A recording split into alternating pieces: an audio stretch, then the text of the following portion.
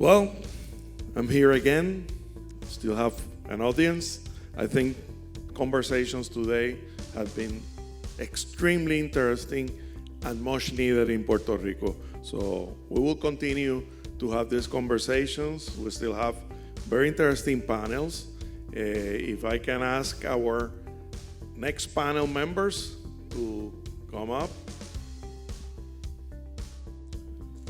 We will talk hospitality industry, we will talk tourism now, and I hope we convince you of the great opportunity that we have in Puerto Rico and the exciting things that are happening.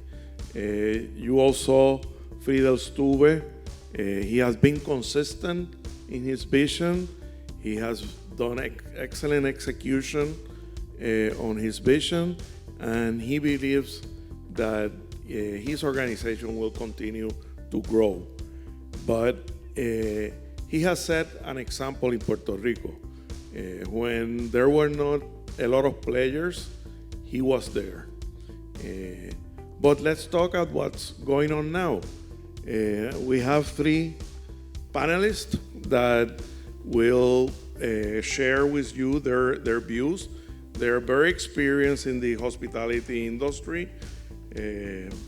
Mario González, he headed the tourism department. Adrian Fernández is working in innovative financing of the hospitality sector. And Alejandro Caicedo, he is working for a tourism company. And I would like to have the first question. What do you think will need to happen to double the tourism sector from a 6% contribution to our product to double it to 14 or 15% contribution to the GNP? I would love to have the opinion of the three. Who will begin? Okay, I'll just raise my hand over here. Good afternoon, Alberto, Adrian, and Alejandro. So I'm here with a AAA team. And good afternoon to everyone. I think that first of all, to better understand the tourism sector in Puerto Rico, we need to add some context by looking at global tendencies. So let's take a look at what's been happening in the world so we can figure how Puerto Rico has been doing. So here we have a very quick global look at tourism for last year. These are the tourism results for 2019, and 2019 was the 10th consecutive year of growth for international tourism, with 1.5 billion tourist arrivals around the world. And when I say 1.5 billion arrivals, that means that we had 1.5 billion tourists staying overnight, either at a hotel, a guest house, a bed and breakfast, all around the world. That represents an additional 54 million international tourists, or an increase of 4% compared to last year. The United Nations World Tourism Organization divides the tourist world into 5 regions. And every single region of the world experienced an increase in demand last year. And we can take a look at how they fared, with the Middle East had an almost 8% increase, followed by Asia and the Pacific Rim with a 4.6%. Of course, that's pre-coronavirus. That was followed by Africa with a 4.2%, followed by Europe and the Americas. Puerto Rico falls under the American region. And within the Americas, there are 4 sub-regions: North America, Central America, South America, and the Caribbean. 3 out of those 4 sub-regions experienced increases in demand, with the exception of South America, that experienced a 3.7% decline. So in our sub-region of the Caribbean, we experienced a 5% increase in demand last year compared to 2018. And in Puerto Rico, now let's take a look what took place in the island. In terms of supply and demand. So let's take a look at the demand side, the green bars. So last year we had 4,110,891 stays, room nights sold. This year in 2019, we had almost 4.7 million. So we had a huge increase in supply in Puerto Rico. If you take a look at the demand, so we also had an increase in demand to almost 7.8 million room nights available in the island. Now, that includes certified hotels that are certified by the Puerto Rico Tourism Company. It includes hotels that are not certified and also represent all of the independent room rentals, or like we call it here, the Airbnbs. So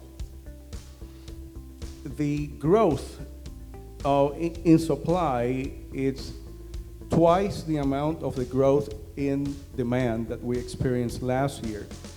But take a look at the composition of the total lodging demand. And you can see a shift in the inclination of where people want to stay in the island. So in 2015, we had 4.3 million room nights in hotel stays. In 2019, we have 3.3 million room nights in hotels and 1.3 million in independent rentals. So there is a shift in needs in terms of stays and where people like to stay. However, the hotel supply is still very strong in the island. We have 15,000 rooms that are certified by PRTC and a lot of others that are not certified. But I want to bring this up because to answer your question, Alberto, to double the participation, I think we are doing the right thing. We are experiencing an increase in demand in Puerto Rico. I think that the gentleman from tourism will also share light as to what's been happening. You're on point. You're on point. As to what's happening in the airlift. Yeah, so in terms of airlift, which is very important, a lot of people have questions regarding airlift. So right now there's a considerable increase in capacity made primarily by the low-cost carriers just as Period and Frontier. Nevertheless, legacies carriers such as American Airlines, Delta, and United also are seeing an increase with adding new routes like Detroit with Delta, American Airlines adding a second frequency to Dallas, although it's a red eye, also changing the type of aircraft being used to a bigger aircraft. Also now going to a low-cost carriers, Frontier and Spirit have increased substantially their capacity in already established routes, such as Boston. Spirit flying started flying in December year-round. Frontier will start flying Boston in April. Also, additional flights and new routes to Newark and other destinations. So we have non-stop direct flights to 23 cities in the U.S., 43 cities worldwide. We have also direct flight to Madrid, Frankfurt with Condor, Copa to Panama, Avianca to Bogota. So we have seen a substantial increase in capacity this past year, 9.5 million passengers through the three airports being Luis Muñoz Marín, Aguadilla, and Ponce. So this is a reassurance that the airline industry is seeing that the load factors are making sense, they're coming in. And we also have to consider that there's a huge issue with the grounding of the MAXes. And even considering that, the airlines are still strategically looking at Puerto Rico as a business where they can grow and add capacity because it's there. And it's like you said, yes, we have those 15,000 keys, and we haven't grown substantially through new hotels.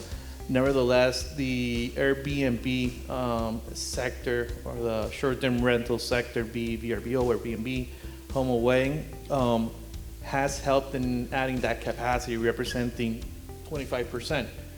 So that being said, there's interest from the tourists to come to Puerto Rico, not only in the eastern part of the United States or Canada, but also internationally. Iberia just announced a 57% increase in capacity for this upcoming year. So the month that they have 3 days, 3 frequencies per week, they're gonna add 4 the weeks with 4 to 5, and all the way to 7 for July and August. So we're seeing, and they're taking away also capacity from other destinations. So that says a lot about the growth in Puerto Rico and what's going on right now, and also the accessibility that it also, we could jump further out to home porting, which also represents a lot of the success. Very good. I would like And financing. Financing have changed a lot in how they view the financial institutions, how they view the hospitality sector, and also the investors have changed a lot. So what are your thoughts about that? I want to go back to the first question. Well, first and foremost, I want to thank Ricky for putting this together. It's a grateful event. We're truly blessed and excited to be here. Actually, me and Ricky go to the same kickboxing classes, so just to see the guy hitting the bag, he's pretty good. So going back to the first question, how do we see tourism growing and expanding? We at Stonecrest Partners, we are one of the biggest tax credit trading companies in Puerto Rico. For the last 3 years, our team has sold north of $150 million in tax credit, not just tourism, but all industries.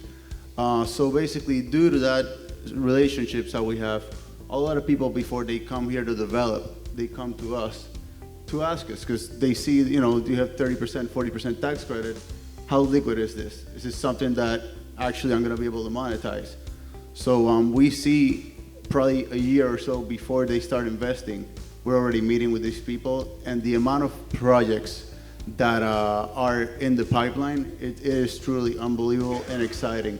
It really does, it encourages us. I think that Puerto Rico is poised right now for basically doubling or improving that figure that you talk about, the 6%.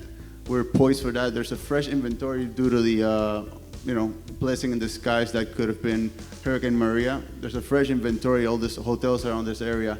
So basically, due to the incentives that our friends from tourism and the government have implemented, I think it has propelled a lot of that in investments, and I believe that it is very attainable from the pipeline of projects that we have, and that I see coming in the next couple of years. That should be surely attainable and easy to get to.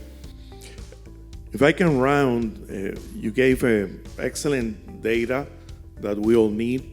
You talk about financing, you talk about airlift, but there are other things that have really changed in Puerto Rico over the last 6 years. My question, after saying a few of the things that have changed, my question to you is, what are you seeing in the future? Are you seeing additional changes? What I would like to comment is, in Puerto Rico, almost all new hotels or any big redevelopment was funded directly or indirectly by the government. That has changed. The private investors are putting their money and their financial wherewithal to develop tourism projects. I think that that's a big paradigm change. A big change also for Puerto Rico is that Puerto Rican families, wealthy families, are getting enthused and are investing in the tourism sector. That is not known all around, but you have the Artau family that have been very successful in the health industry, investing in the hospitality industry.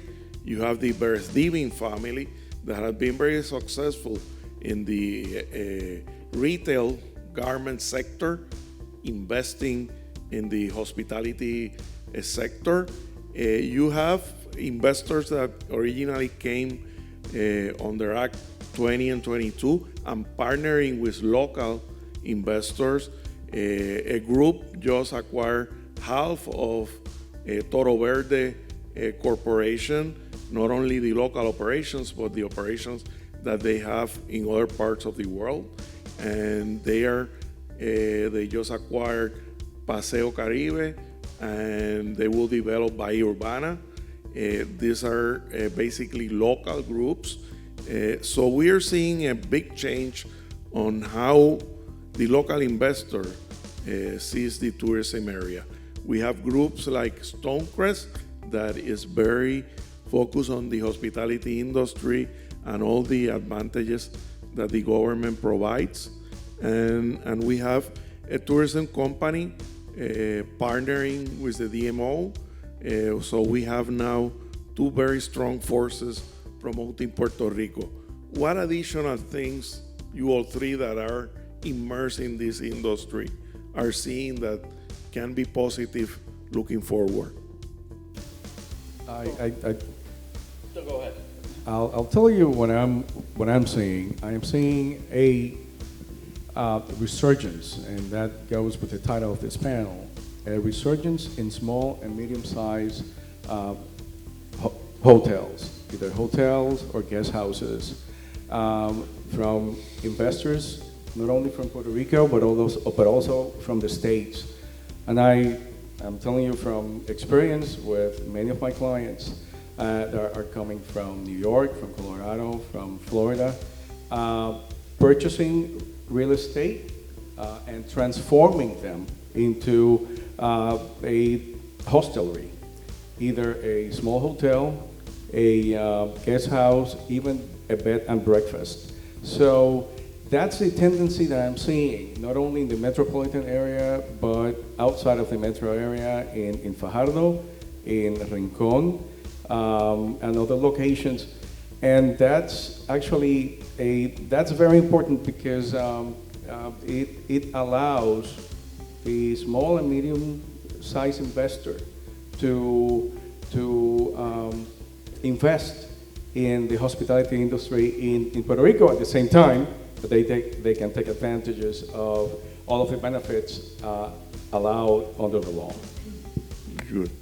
You want to add something? Yes, I wanted to add, and I'm gonna keep hammering because we see it as the one of the main reasons why these tourism developments are happening. And I was talking to some people that are actually in this room about the attractiveness that these tax credits give them, how it lowers their risk in their investments, how it makes it easier to move quick, make decisions in order to create and change these other buildings that were not meant for tourism at some point and adapt it into some type of hotelry or hostels or whatever it is that would get those tax credits. That is because it lowers significantly their risk and how liquid they are, and basically that's how I see where it's changing. And I'm sure the friends in tourism know how that works, and you could probably expand on that, on the process of actually those coming out. Yeah. So many of the investors that come to Puerto Rico and see the incentives package through Act 74 that we have in place. First, Act 60 now. Yeah, thank you. They are hesitant in going in because they think it's too good to be true. 30%, 40% in tax credit.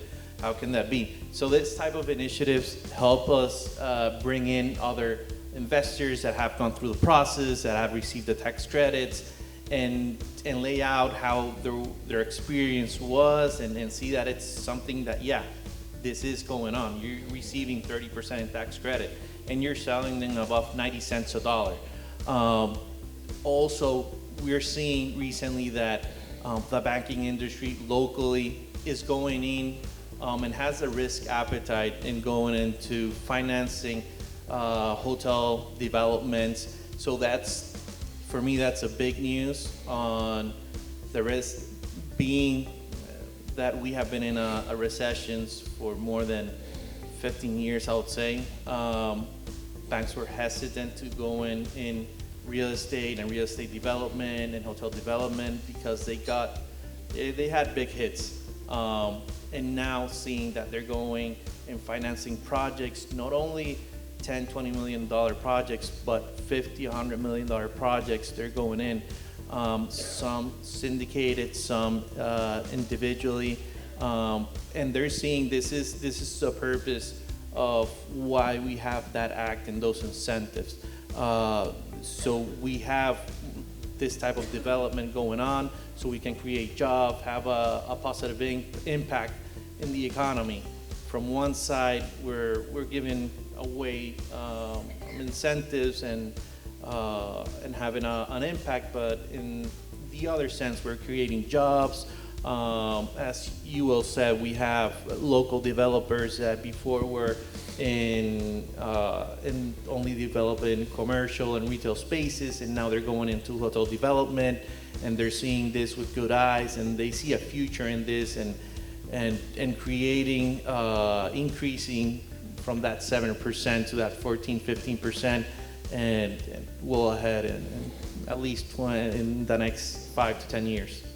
Okay, going back to that vision and that goal of doubling in 7 years, from 6 or 7 to 14%, the contribution to the GDP. Mario, and I will make this same question to the three of you, but on different contexts. What you will do better, how you will improve the communication to the outside world of who we are, what we provide. Today I came up with an idea. We are warm on our weather, and we are warm receiving you. By a mention of how we begin to clap in the airplanes, and how the Act 2022 people feel when they come home to Puerto Rico. They feel warm. What do you think we can do to improve this communication? Put more money or do things differently? Well, let's take your slogan to the DMO and see if they see if they get it. I think it all comes down to the issue of branding. How are we going to brand Puerto Rico for tourism and investing? And that has been the biggest question mark for every administration in Puerto Rico for the past probably 15 to 20 years. You were Secretary of Economic Development. You know you were working on a development of branding. But every 4 years, and I don't want to preach to the choir, because we had a panel here that earlier today that spoke about that. But it's true. So we need a strategic branding plan, develop it and execute it, that will be our brand for the next decade or so. We have talked about, and there is a difference. A destination branding is not a slogan, it's not a logo. Those are things that come with the branding. The branding for a destination is that competitive advantage and natural resources that destination has that others do not have. What competitive advantage do we have that others do not have? And that's what we need to stress on. That's what destination branding is all about. In terms of the funding, I understand and I know that the DMO is should get additional monies. That's another issue. We can talk about contributions from the private sector so that the government can activate the matching fund that's included in the law. But that's I guess a conversation for another time, right? But we do need the contribution from the private sector as well, so that we can all be together, right? Private sector and government in developing and sending that message of branding outside of Puerto Rico. I agree, and I think that that's becoming more and more part of our conversation, how the private sector have to be more engaged and more proactive in economic development. I agree 100%. And in terms of financing, funding projects, you're seeing new developments, new suggestions. Yes. Going back to the previous question, the two keys that I think would be, the most important thing for Puerto Rico to keep thriving in the tourism industry is clarity and consistency. With those two things, we just did a great job creating the Act 60. I think it's a beautiful thing. It puts all the incentives under one code. So that's a big step forward. So if we keep driving that same message for the next years to come, it's going to facilitate a lot of investing. Okay. Then, regarding financing, I do hope, since, like Alejandro said, that the banking industry, local banking industry, which obviously has shrunk to 3 local banks now, was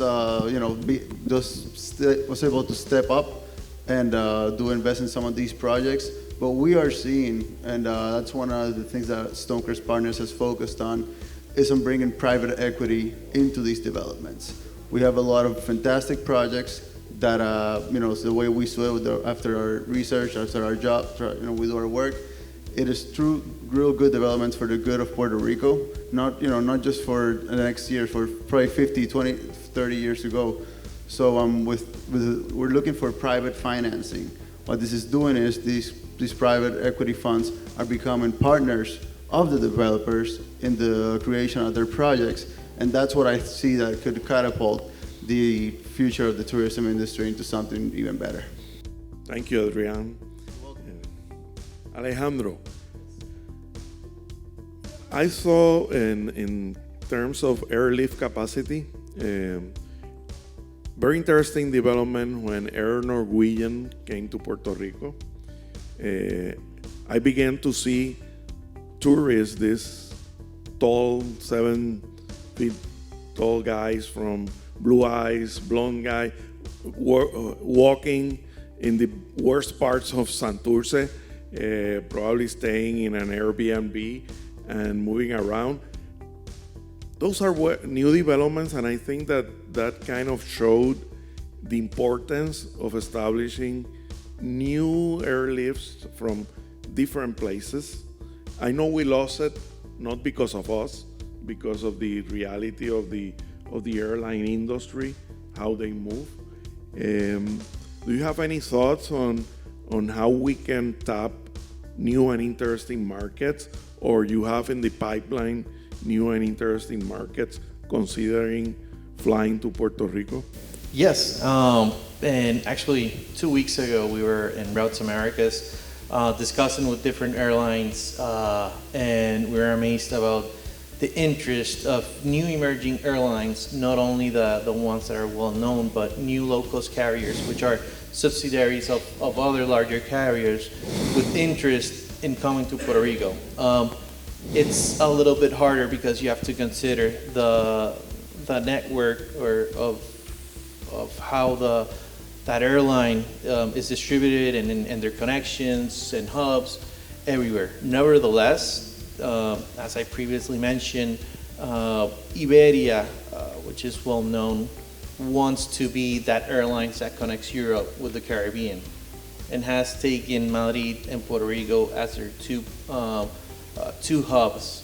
And not only they're marketing Puerto Rico as a destination in Spain, if not, they have gone out and gone to other areas in Europe, not only Western Europe, but also Eastern Europe. They have gone to Portugal, Germany, Italy, Poland, and they're marketing Puerto Rico and that connection to the Caribbean. And there's interest and it's being seen. That being said, the Puerto Rico Tourism Company has also invested in marketing initiatives or co-op programs with Iberia, recently signing a $1,050,000 investment in marketing initiatives to that end, because the interest is there.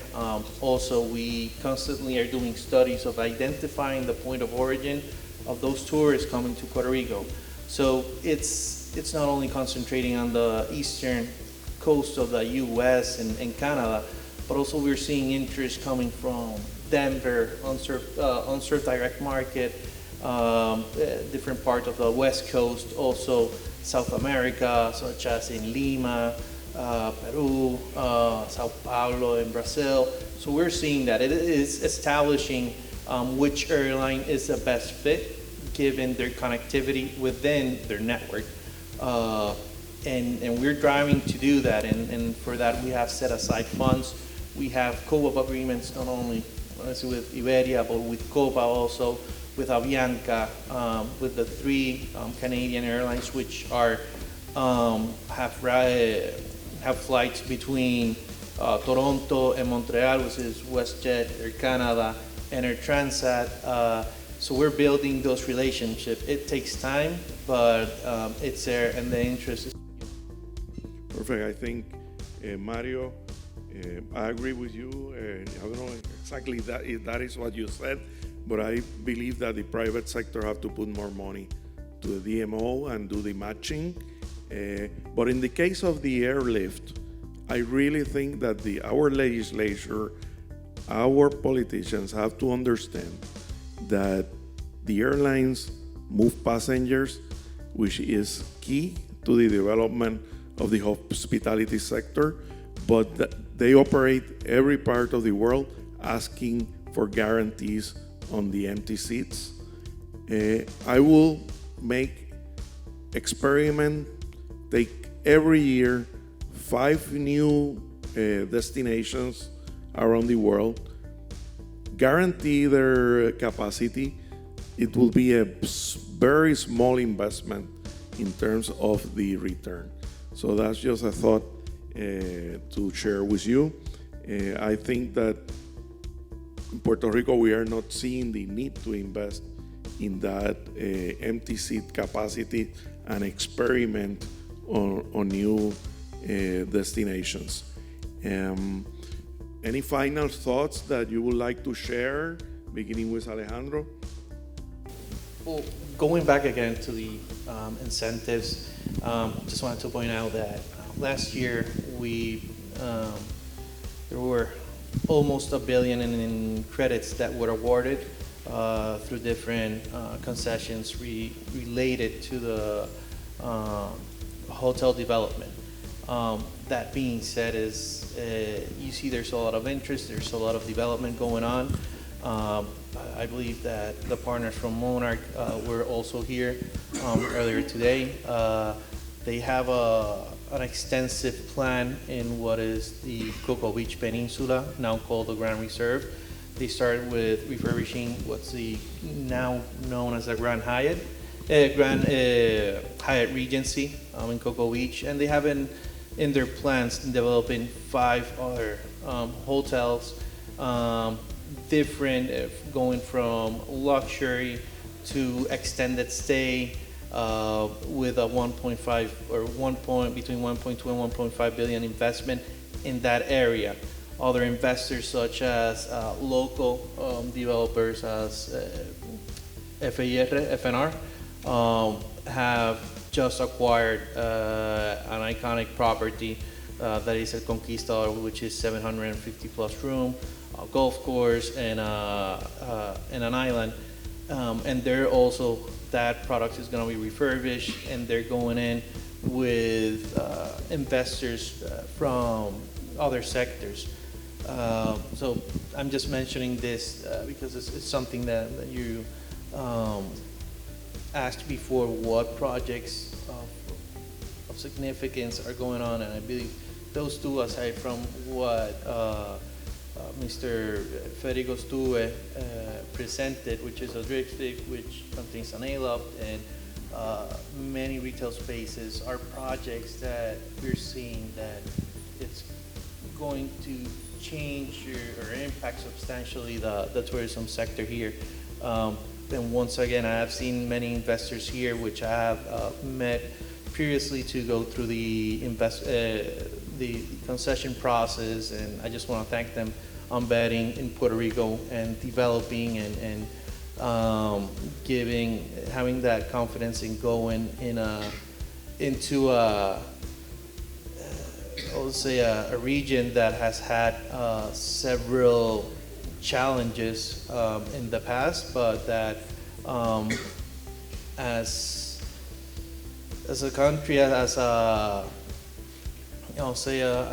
sector, we have been able to come back from those challenges, not only from the hurricanes, but from Zika, from the recent seismic events, from political unrest. We have been able to bounce back, and will continue to support the industry in any way possible. So I appreciate it. Thank you. Yeah. Adrian? Mira, Alberto, this is very simple. I think the key here is for us to be able to communicate to investors, someone that might be looking at Puerto Rico to do a hotel development, or in any other industry for that matter, to know that they have the local partners on the ground here that can help them achieve that, and actually very highly prepared ones. For instance, we have Mario, who can do all the paperwork and all the stuff to get your concession, generate your tax credits, etc. We have our friends here from tourism that will partner up with you and will do anything, and will work side by side with you through this whole process in order for you to be able to fulfill your goals. We have people like Stonecrest Partners that can work with you in the financing and the eventual selling of the tax credits. So we need to communicate to people out there that are contemplating coming to Puerto Rico that they have local partners, boots on the ground, that can help them achieve their goals. So if that happens, I think the possibilities are endless. Excellent. Mario? Right. Two or three things. Number one, we have, and for the potential investors that are here, we have one of the most aggressive tourism incentive laws within the United States. With incentives in income tax, it's a flat tax of 4%. You have a 75% exemption on property tax. You have a 50% tax exemption on the municipality tax, among others. In addition to the tax credits, you have the opportunity to sell 30% of the total cost of your project, or 40% of the total cost of your project, depending on the decision that you make.